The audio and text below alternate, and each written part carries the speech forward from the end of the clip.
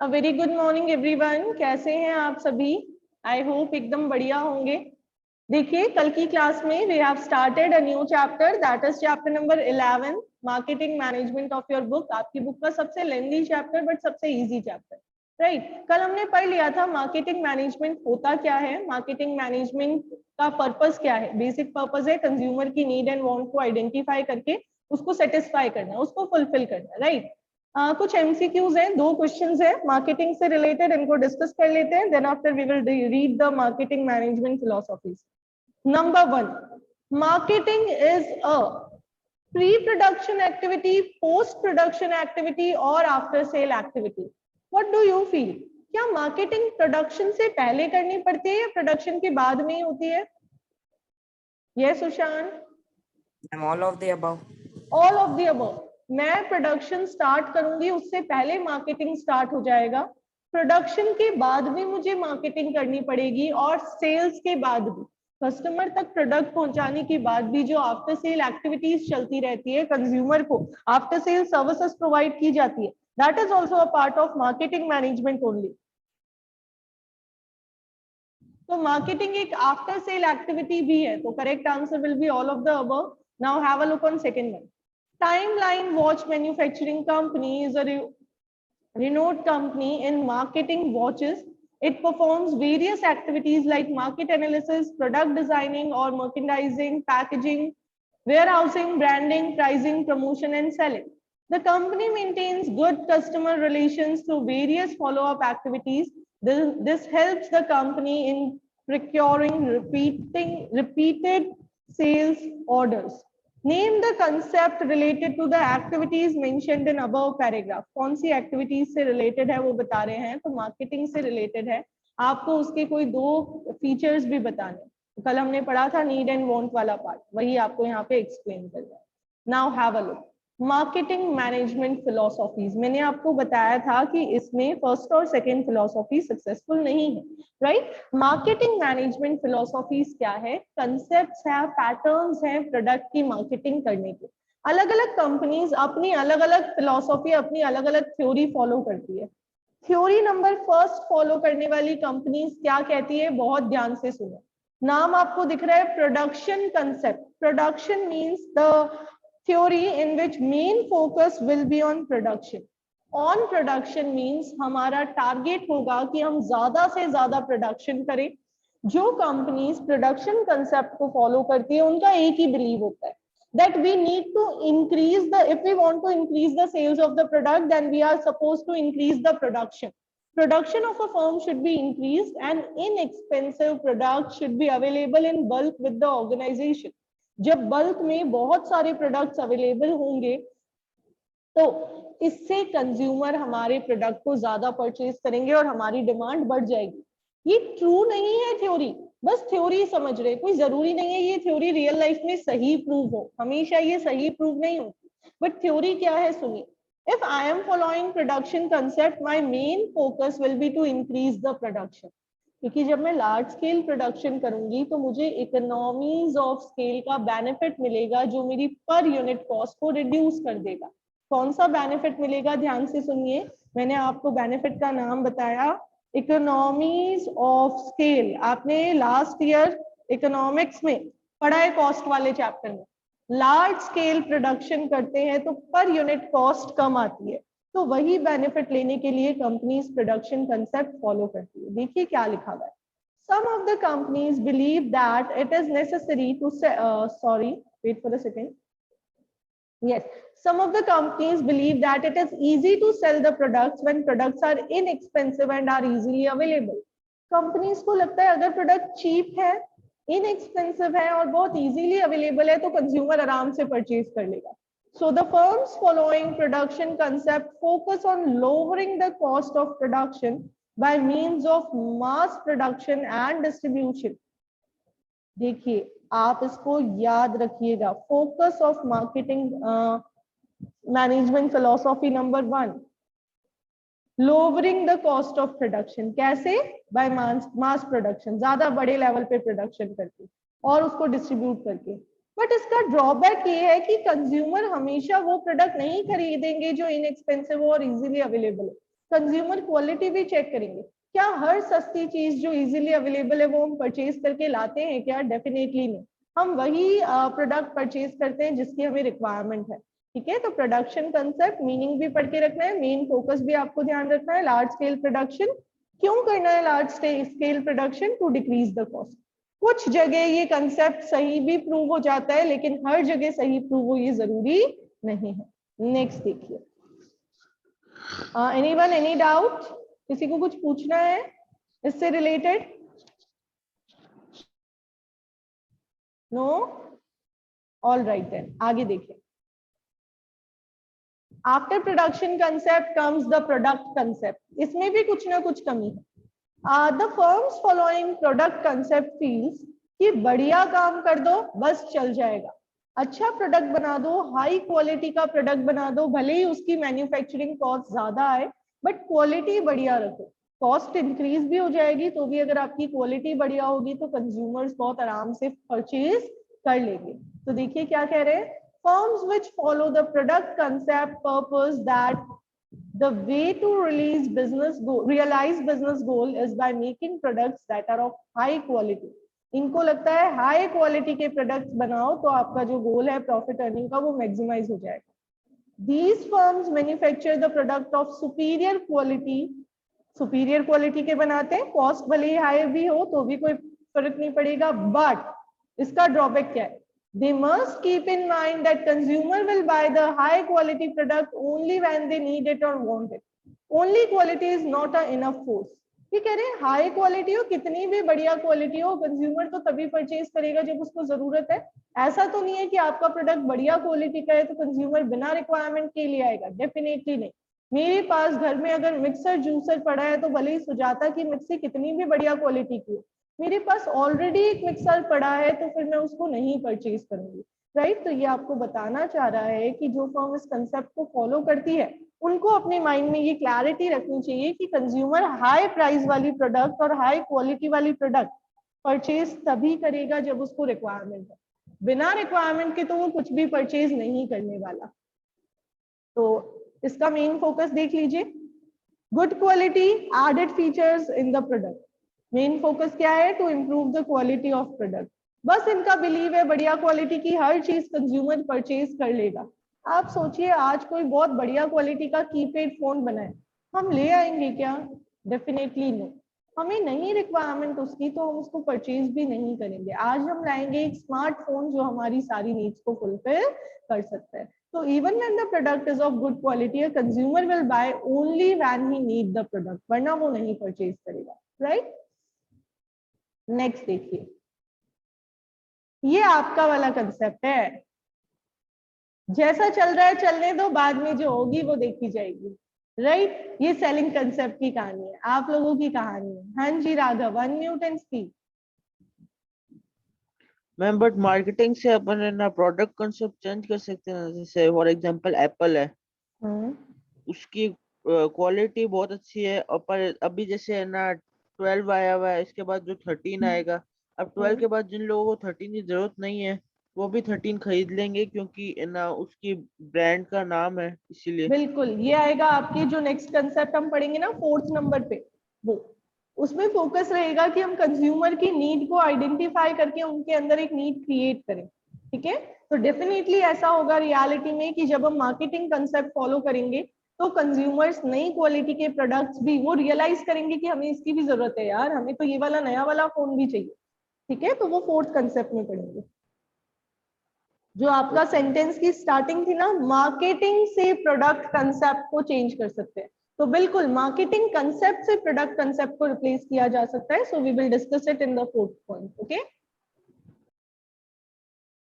Yes ma'am. चलिए next 3rd concept, ऐसा concept जो मैक्सिमम बिजनेसमैन फॉलो करते हैं और बहुत ही शॉर्ट रन में ही उनका बिजनेस खत्म हो जाता है, मार्केट से एग्जिस्टेंस ही खत्म हो जाती है। सेलिंग कंसेप्ट क्या है? ये कंसेप्ट सुनिए, ये कंसेप्ट है कि बहुत ज्यादा प्लानिंग मत करो, सिंपल इजी गोइंग चलने दो सब कुछ, कंज्यूमर को कैसे भी बेच देंगे, कंज्यूमर को चूना लगा देंगे हम। ठीक है, कैसे भी चूना लगा देंगे, कैसे भी टोपी पहना देंगे। तो देखिए क्या कह रहे हैं, the firms which follow the selling concept believe that In order to make a customer buy a product, he or she need to be convinced, and customers can be convinced by undertaking some aggressive sales and promotional efforts. क्या कह रहे हैं कि जो firms इस concept को follow करते हैं उनको लगता है कंज्यूमर तभी खरीदेगा जब आप उसको कन्विंस करना शुरू करोगे। देखा है क्या मूवीज में, कुछ मूवीज में ऐसे एग्जांपल दिखाते हैं ना, मुझे बहुत ज्यादा मूवीज तो नहीं देखती। हाँ, नापतोल तो चलो एक वो हो गया, एडवर्टीजमेंट एजेंसी हो गई, बट हाँ आप उसमें भी कि ये खरीदिए, ये देखिए, इतने अट्रैक्टिव प्राइस पे हम इतना बढ़िया दे रहे हैं। और बाकी कुछ ऐसे छोटे छोटे मूवीज में शॉप्स पे दिखाते हैं, अरे वाह इस साड़ी में तो आप बहुत बढ़िया लग रहे हो, शॉपकीपर बता रहा होता है बस बस कमाल लग रहे हो, ये तो आपको परचेज कर ही लेनी चाहिए, है ना। तो ऐसे करके जब कन्विंस करने की कोशिश की जाती है, हाँ हाँ भाई, जनरली जब आप कपड़े लेने जाते हो तो ऐसा होता ही है, फुटवियर और कपड़े लेने जाते हैं तो बस ये चीज तो होती है ना। तो ये सेलिंग कंसेप्ट है। और अगर प्यार से नहीं होते तो काफी बार अग्रेसिव सेलिंग और प्रमोशनल एफर्ट्स भी यूज किए जाते हैं। जैसे एक दो सीएट टायर्स का या किसी टायर का एड आया करता था जिसमें हमें एडवर्टीजमेंट में डराया जाता था कि आपकी सेफ्टी के लिए ये चीज कितनी जरूरी है। तो कुछ ऐसी अग्रेसिव सेलिंग टेक्निक्स भी यूज की जा सकती है जो कंज्यूमर के फेवर में ना हो, ठीक है, और प्रमोशनल एफर्ट्स करके सेल्स बढ़ाई जा सकती है। आगे देखिए, with selling concept the firm can make customer buy something even when the customer has no intention of buying it। होता है क्या, कभी कभी हमारे घर पे डोर टू डोर सेलर आते हैं, हमें इच्छा ही नहीं होती कुछ सामान खरीदने की, बट वो हमें टोपी पहना ही देते हैं, घुमा फिरा के, जनरली हमें नहीं तो मम्मी को, तो वो किसी ना किसी तरीके से कन्विंस कर लेते हैं और कन्विंस होके हम वो भी सामान परचेज कर लेते हैं जो हमें नहीं खरीदना। Now have a look, firms relying, ये अंडरलाइन कर लेनी है चीजें, ये क्वेश्चंस आएंगे। Firms relying on selling concepts make use of advertising powers and other persuasion techniques to influence the customer. ये आपको पूछ सकते हैं 1 मार्क में, persuasion techniques are used in which concept. तो सेलिंग कंसेप्ट में यूज होती है कंज्यूमर को पर्सुएट करना है, कंज्यूमर को उस प्रोडक्ट को खरीदने के लिए अट्रैक्ट करना है आपको। अब देखिए, selling concept can be summed up in a statement, selling what you have. So under this concept the product is sold by hook or crook। selling what you have, जो आपके पास अवेलेबल है उसी को बेच देना है, जो भी आपके पास अभी अवेलेबल है उसी सामान को आपको बेच देना है, बाय हुक और बाय क्रुक। यानी कंज्यूमर आराम से कन्विंस हो गया है तो बढ़िया, वरना फिर कुछ और टेक्निक्स, कुछ और एडवर्टीजमेंट मेजर्स यूज किए जाएंगे so as to convince the customer. तो ये कन्विंसिंग से रिलेटेड टेक्निक है, इसमें हमारा मेन फोकस एक ही होता है कि कैसे भी करके कंज्यूमर को कन्विंस करना है to buy the given product, ठीक है। इसके बाद में देखिए आगे क्या कह रहे हैं इससे रिलेटेड आपको।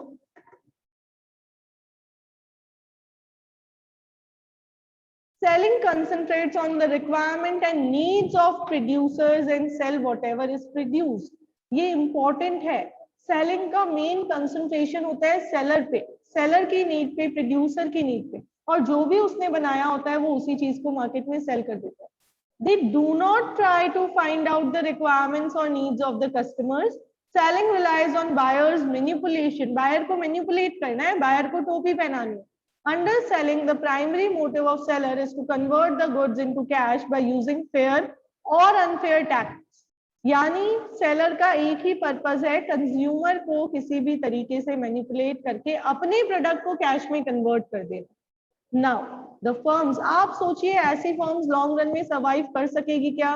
एक बार किसी डीलर ने आपको फ्रॉडुलेंट वे से या अनफेयर वे से कोई प्रोडक्ट दे दिया, क्या आप दोबारा उस डीलर के पास जाएंगे क्या परचेज करने के लिए? व्हाट इज योर व्यू, क्या लगता है लक्षिता, क्या आप दोबारा ऐसे डीलर के पास जाएंगे जिसने आपको मैनिपुलेशन से कुछ सामान दे दिया हो? Tell me, be quick. What about you Jagriti? Yes ma'am. क्या आप ऐसे डीलर के पास दोबारा जाएंगे जिसने सिर्फ आपको मैनिपुलेशंस के साथ कन्विंस करके कोई प्रोडक्ट सेल आउट कर दिया हो? नो। नहीं ना, अगर हम सेटिस्फाइड नहीं होंगे तो हम नहीं जाएंगे। तो देखिए क्या लिखा हुआ है, और आजकल तो हम कन्विंस ही नहीं होते, हमें पता चल जाता है कि भाई कोशिश की जा रही है प्रोडक्ट चिपकाने की, है ना। काफी बार हम मार्केट जाते हैं तो हम ऐसे टर्म्स यूज करते हैं कि नहीं यार ये तो नहीं लेना, ये चिपकाने की कोशिश कर रहे हैं, यानी वो जबरदस्ती हमें सेल करने की कोशिश कर रहे हैं। तो देखिए, the firms following selling concept must know that buyers cannot be manipulated many times. हाँ, एक बार आपने किसी भोले वाले बायर को फंसा लिया, हो सकता है पॉसिबल, लेकिन बार बार पॉसिबिलिटीज नहीं है. The customer once wrongly convinced can spoil the image of business. मैंने एक बार आपको wrongly convince करके आपसे कुछ काम करवा लिया तो डेफिनेटली मेरी इमेज खत्म हो जाएगी और आप 4 जनों को और बताओगे, है ना. अच्छा कुछ करूंगी तो वो नहीं बताओगे, बट बुरा तो डेफिनेटली बताओगे, बहुत जल्दी बताओगे. तो वही चीज यहाँ पे लिखी हुई है. So selling can succeed in short run but not in long run. Short run में तो हो सकता है आपको फायदा हो, आपने कस्टमर को अगर मैनिपुलेशन के साथ प्रोडक्ट सेल करके प्रॉफिट अर्न कर लिया तो आपको फायदा हो गया, बट लॉन्ग रन में पॉसिबिलिटीज नहीं. फोकस देखिए, to sell whatever is produced by using intensive promotional technique. Anyhow sell कर देना है. ये पुराना कंसेप्ट है जो 1991 से पहले चलता था, क्योंकि वहां पे मार्केट में शॉर्टेज थी गुड्स की. जो मिलता था ना, बायर वही परचेज कर लेता था, उसके पास बहुत ज्यादा ऑप्शंस अवेलेबल नहीं थे. ठीक है. अब आज की डेट में चल रहा है मार्केटिंग कंसेप्ट. समझिएगा ध्यान से, पूरा चैप्टर इसी से रिलेटेड है. The marketing concept concentrates on the needs of the customer. Customer की नीड पे कंसंट्रेट करेगा. This concept says that product should be designed and produced keeping in mind the need of the customer and try to satisfy the need better than competitor. यहाँ तक first part complete हो गया.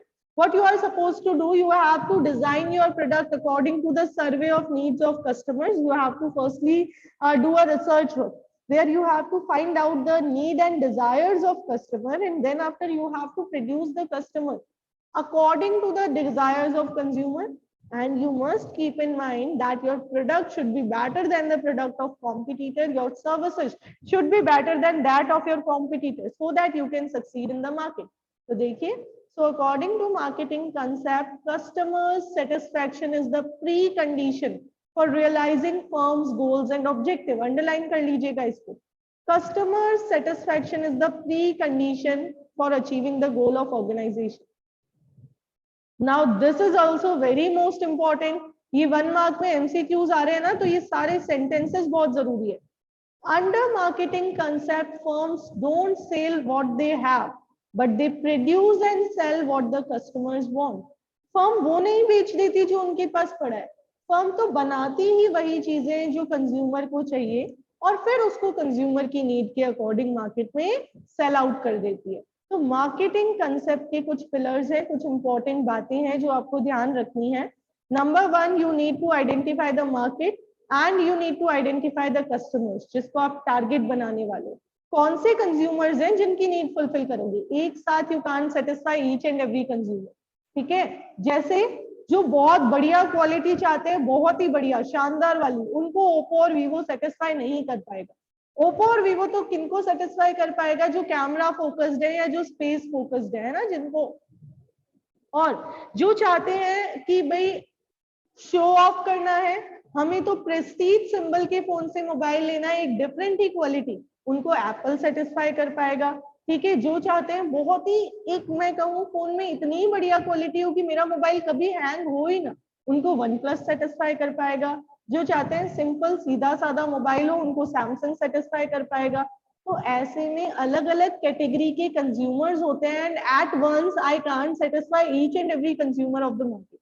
So my first step is identifying a group of consumers whom I will be satisfied. जिनको satisfy करना मेरा target है. जैसे मैंने सेल्फी प्रेफरिंग लोगों को ले लिया, कैमरा जिनको बढ़िया चाहिए उनको ले लिया. अब मैंने उनकी नीड को आइडेंटिफाई किया और उनके अकॉर्डिंग अपना प्रोडक्ट डिजाइन किया. तो देखिए, सबसे पहले I have identified the market और कंज्यूमर्स जिनको मैं सेल करने वाली हूँ. At number 2nd point, what I have to do, I have to understand the needs and wants of the group I have identified. जो कस्टमर्स मैंने pick किए, उनकी नीड्स को मैं आइडेंटिफाई करने की कोशिश करूंगी, समझूंगी उनकी नीड्स. फिर मैं उनकी नीड्स के अकॉर्डिंग प्रोडक्ट बनाना स्टार्ट करूंगी. फिर कोशिश करूंगी कि मेरा प्रोडक्ट कॉम्पिटिटर से बेटर हो, और ये सब मुझे करना है with the main objective of earning profit, क्योंकि मैं बिजनेस ऑर्गेनाइजेशन का पार्ट हूँ, तो प्रॉफिट मोटिव तो रहना ही चाहिए. तो ये सारे काम आपको प्रॉफिट पे करने हैं. कंज्यूमर को सेटिस्फाई भी आपको प्रॉफिट पे करना है. Is it okay to everyone? बताइए, यहाँ तक कोई भी कंफ्यूजन किसी के माइंड में आ रहा हो तो? सभी को समझ में आ गया? All right, very good Ayaan. आधे घंटे बाद क्लास में आने की फुर्सत मिली गई। चलिए आगे देखिए क्या कह रहे हैं ये।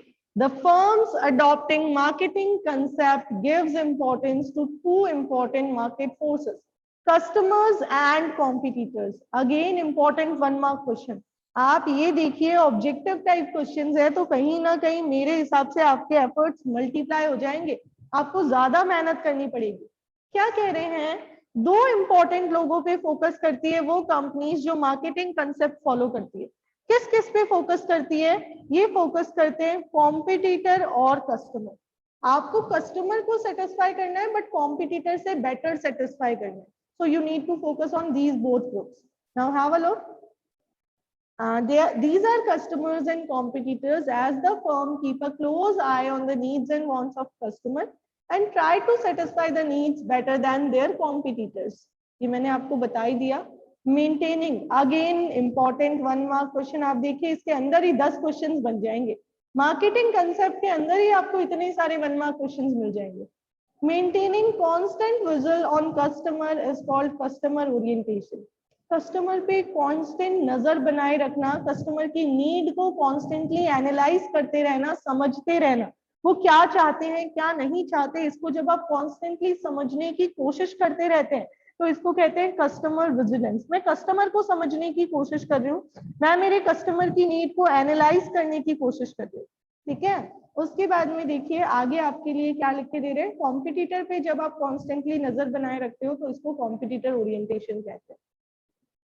मार्केटिंग कंसेप्ट का मेन फोकस है satisfying the needs of customer. Customer को खुश रखना, कस्टमर को हैप्पी रखना मार्केट का मेन टारगेट है और ये हैप्पीनेस होनी चाहिए प्रॉफिट के साथ, तब आपका गोल अचीव होगा। प्रॉफिट मोटिव को सेक्रीफाइस नहीं करना है किसी भी पॉइंट पे। कंज्यूमर को सेटिस्फाई करना जरूरी है बट अलोंग विद दिस आपको अपना प्रॉफिट मोटिव भी आगे रखना जरूरी है। तो ये हमने कंप्लीट कर लिया। अब इसके बाद एक एकदम डिफरेंट कंसेप्ट जो करंट टाइम के अकॉर्डिंग आया, ये समझते हैं। सस्टेनेबल डेवलपमेंट को ध्यान में रखते हुए ये कह रहे हैं मार्केटिंग कंसेप्ट अपने आप में ठीक है बट वो लोग जो एनवायरमेंटल और सोसाइटी, एनवायरमेंट को प्रोटेक्ट करने पे फोकस करते हैं या सोसाइटी के बारे में कंसर्न है, उन्होंने तो मार्केटिंग कंसेप्ट को भी क्रिटिसाइज कर दिया। वो कह रहे हैं बिजनेस वर्ल्ड में हम बिजनेस करते करते, मार्केटिंग करते करते हमारे एनवायरमेंट और सोसाइटी को नुकसान पहुंचा रहे हैं, राइट। हम एनवायरमेंटल डिग्रेडेशन कर रहे हैं। तो ऐसे में उन लोगों ने एक डिफरेंट कंसेप्ट दिया, कंसेप्ट का नाम है सोसाइटल कंसेप्ट। देखिए क्या कहता है ये कंसेप्ट, समझना शुरू करते हैं। Just give me a second before that. Yes, have a look everyone. What is written here for you? Although marketing concept is satisfying the needs of customers in the best possible manner, but then also it has attracted criticism from people who are concerned about society and environment. ये line समझ में आ गई होगी। They argue that companies should not blindly follow the goal of customer satisfaction. Customer तो ऐसी भी चीजें चाहता है जो environment के लिए harmful है। Customer तो आपको पता है क्या क्या चाहता है ना, आप भी customer हो, क्या क्या चाहते हो सबको पता है।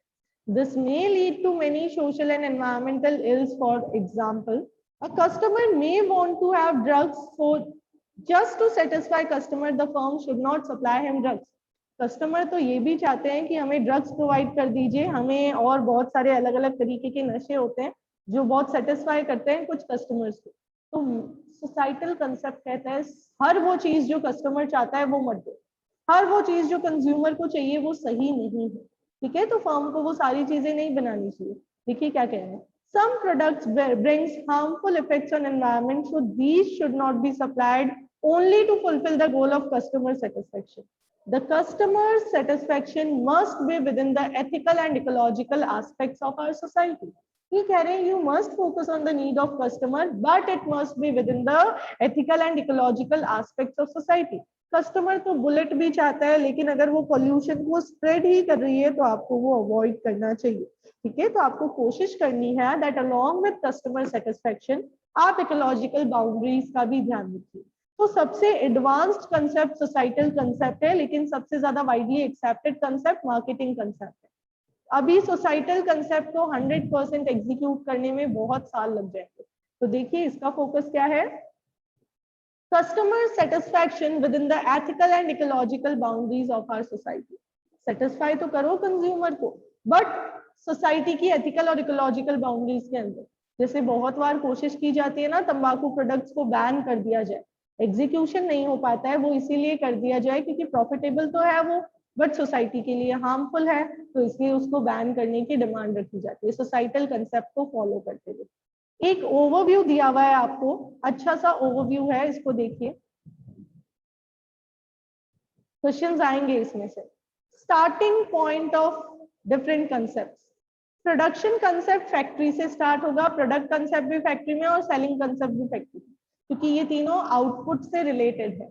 बट मार्केटिंग कंसेप्ट मार्केट से स्टार्ट होगा, कैसे? कैन एनीवन टेल मी कैसे मार्केटिंग कंसेप्ट मार्केट से स्टार्ट हो रहा है? क्या समझ रहे हैं आप जब मैं कह रही हूँ कि ये मार्केट से स्टार्ट हो रहा है? Raise your hands, be quick. उसकी मार्केटिंग ऐसे की जा रही, तो वो तो प्रोडक्ट तो बन गया ना, तो उसके बाद उसकी मार्केटिंग की जा रही है। बिल्कुल, पर पहले मार्केट में कैसे गए? यहाँ पे ये बोल रहे हैं कि गुड्स की डिमांड के, बिल्कुल, हमने गुड्स की डिमांड को एनालाइज किया, हमने पहले एक आइडिया लगाया कि कंज्यूमर को किस अकॉर्डिंग गुड्स चाहिए, फिर हमने उन्हीं की नीड्स के अकॉर्डिंग गुड्स को प्रोड्यूस किया। तो डिमांड एनालिसिस के लिए you need to go to the market. जब तक आप मार्केट नहीं जाएंगे तब तक आप डिमांड एनालिसिस भी नहीं कर पाएंगे, तो इसलिए ये मार्केट से शुरू हो रहा है। और सोसाइटल कंसेप्ट मार्केट से क्यों शुरू हो रहा है? क्योंकि आपने मार्केट में रिसर्च किया, बट मार्केट के साथ साथ आपको सोसाइटी पे भी रिसर्च करनी है और सोसाइटी के लोगों के लिए जो सही है वो प्रोडक्ट बनाना है। चलिए सेकंड पढ़ के देखिए, main focus. Okay, second one, main focus, जल्दी जल्दी देखिए। प्रोडक्शन कंसेप्ट का फोकस है ज्यादा क्वांटिटी प्रोड्यूस करो, so it's focus is quantity of the product. Product concept कहता है क्वालिटी पे फोकस करो। सेलिंग कंसेप्ट कहता है selling the product by hook और क्रुक। मार्केटिंग कहता है कस्टमर सेटिस्फैक्शन, और सोसाइटल कहता है satisfying the customer by following the traditions of the society. Satisfy तो करो। आप देखिए हमारे रेजिडेंशियल एरियाज में जनरली कोई भी बार या कुछ ऐसा नहीं ओपन हो सकता, या फिर मैं कहूँ कि जो बियर शॉप्स वगैरह है वो सब नहीं ओपन हो सकती रेजिडेंशियल एरिया, जो प्योर रेजिडेंशियल एरियाज होते हैं। क्यों? क्योंकि हमारी सोसाइटी की कुछ ट्रेडिशंस है, हमारी सोसाइटी के कुछ एथिक्स है, उनको फॉलो करते हैं। फिर मींस क्या रिसोर्स आप यूज करोगे, प्रोडक्ट की क्वांटिटी क्यों बढ़ाना चाहते हो? तो availability and affordability of product easily available रखो चीप रेट पे, so that consumers can buy. और क्या एंड रिजल्ट होगा इसका? Profit through a large volume of production, target ये है। फिर यहाँ पे क्वालिटी इंप्रूवमेंट करना है, profit through quality of product. यहाँ पे सेलिंग और प्रमोशन करना है, profit through sales volume, sales बढ़ानी है एनी हाउ, सेलिंग कंसेप्ट। यहाँ पे मार्केटिंग टेक्निक्स यूज करनी है कस्टमर सेटिस्फेक्शन के लिए, और प्रॉफिट अर्न करना है by customer satisfaction. And result सबका प्रॉफिट है, बट अलग अलग नीड्स है। और सोसाइटल में कस्टमर सेटिस्फेक्शन पे भी फोकस करना है और सोशल वेलफेयर पे भी फोकस करना है। So we have completed 5 different marketing management philosophies. बहुत इजी सी थी, कुछ शॉर्ट नोट्स प्रिपेयर कर लीजिएगा, ठीक है? ये 5 कंसेप्ट्स पढ़ लिए, इससे रिलेटेड आपको कुछ क्वेश्चंस भी करना है, तसल्ली से आपको इन क्वेश्चंस को रीड करना है। अब देखिए फर्स्ट वाला कितना सिंपल है, जल्दी से आंसर दे दीजिए। persuading buyer to purchase the product, क्या लग रहा है आपको किसमें होता है persuasion? unmute and speak directly। कौन सी टेक्निक है जो बायर को persuade करेगी to purchase the product? selling concept, very good। बाकी बच्चे सो रहे हैं। Second, quality of product, sorry quantity लिखा हुआ है, क्वांटिटी ऑफ प्रोडक्ट, क्वांटिटी पे फोकस कौन से कंसेप्ट में किया जाता है, जल्दी बताइए। Production concept, production concept, very good, production पे। कस्टमर नीड किससे रिलेटेड है? प्रोडक्ट सेलिंग और कंसेप्ट, नो, कस्टमर नीड, सोचिए Marketing जल्दी। concept. Marketing marketing concept, concept, yes, very good, customer need marketing concept से रिलेटेड। अब ये बड़ी सी केस स्टडी है, अभी नहीं पढ़ पाएंगे आप, इसको पहले ये पार्ट रीड करेंगे। Identify the various types of thinking that guided Ginika, Tanish and Rohit. तो ये तीनों अलग अलग कंसेप्ट्स को ही फॉलो कर रहे होंगे, आपको आइडेंटिफाई करना है और उनके फीचर्स बताने। ठीक है, सभी बच्चे पढ़ के रखना यहाँ तक का चैप्टर। आप ये समझ लेना जितना जरूरी बीमारी के टाइम दवाई लेना होता है उतना ही जरूरी इसको रीड करना है। So everyone make sure you have to